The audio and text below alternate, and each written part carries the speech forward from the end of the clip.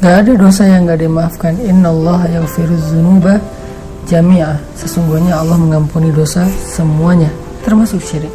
Syirik itu baru gak dimaafin kalau seseorang meninggal dalam keadaan musyrik. Tapi kalau dia belum meninggal dan bertaubat, mau syirik, mau meragukan Allah, mau dia durhaka ke Allah dengan menuduh Allah dengan tuduhan-tuduhan yang gak benar, semuanya asal dia bilang astaghfirullahalazim, Rabbi zalamtu nafsi faghfirli. Ya Allah, saya sudah menzalimi diri saya sendiri, maafinlah saya, ampunilah dosa saya. Allah Ghafurun Rahim. Allah Maha Pengampun lagi Maha Penyayang. Itu dalilnya bahwa Allah pasti maafin. Allah Ghafurur Rahim, Maha Pengampun lagi Maha Penyayang. Gak ada yang gak dimaafin. Gimana pun masa lalunya. Ustaz, saya di masa lalu itu jahat banget. Bukan itu intinya. Mau taubat gak? Kalau mau taubat, cara taubat dengan Allah itu sederhana. Allah tuh gak ribet.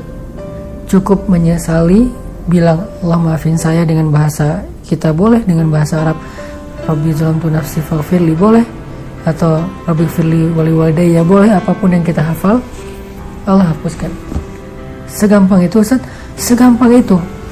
Terus kalau kita ulangin, itu masalahnya. Masalahnya itu bukan di Allah, masalahnya di kita. Kita benar nggak mau taubat?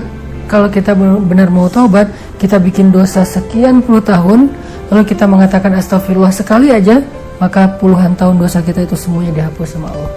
Masalahnya kita kadang-kadang mengatakan astagfirullah dengan hati yang belum mantap. Astagfirullah kita itu hanya gara-gara kita lagi ada masalah. Astagfirullah kita itu hanya sepintas aja, terus nggak dilanjutin dalam amal-amal soleh. Akhirnya taubat kita belum nasuha, belum sempurna. Kalau kayak gitu, Allah nunggu sampai taubat kita benar. Astagfirullahaladzim, udah Allah hapuskan, diulangi lagi. Ya Allah, ya udah Allah tunggu sampai kita benar-benar ninggalin dosa itu, nggak ngulangin lagi, dan meninggal dalam keadaan sudah meninggalkan dosa tersebut. Itu kan dilihat akhirnya ya. Makanya kalau kita belum berhasil, coba lagi aja. Coba lagi selama masih dikasih nyawa sama Allah, kita coba lagi aja dalam proses taubat.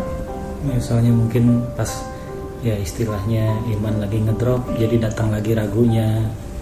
Jadi ya tadi ada pikiran itu selain taubat, kalau yang bab ragu itu dia juga perlu belajar mencas iman. Iman itu kalau nggak dicas, apalagi kita banyak banget ngedownload hal-hal yang nggak baik ya, yang makan kuota, makan baterai, makan pulsa iman.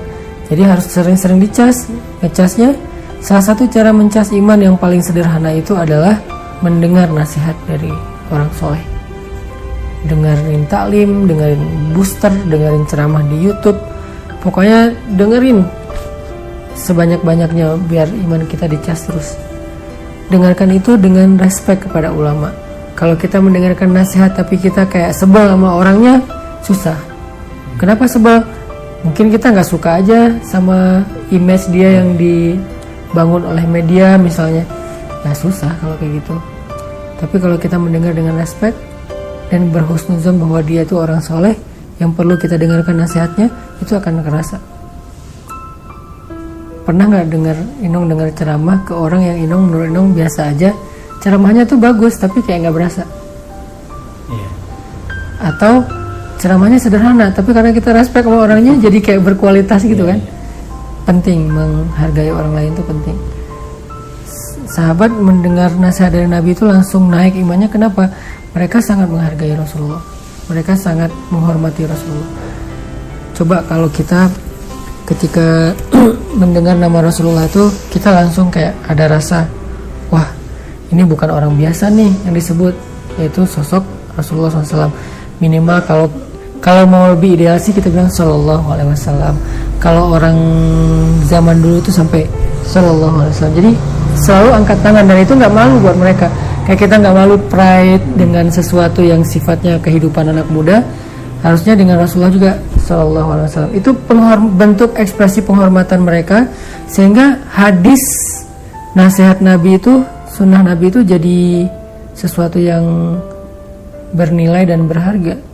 Gara-gara yang ngucapinnya adalah Rasulullah SAW. Jadi balik lagi ke yang tadi, tetap dimaafkan ya. pasti dimaafin. Allah sendiri yang berjanji, yaghfiruz dzunuba jami'a. Allah mengampuni semua dosa, sehingga Allah katakan la taqnatu min rahmatillah, jangan berputus asa dari rahmat Allah. Maksud berputus asa di sini, berputus asa minta ampun, berputus asa untuk taubat, berburuk sangka seolah-olah dosanya udah nggak keampunin lagi, itu namanya berputus asa.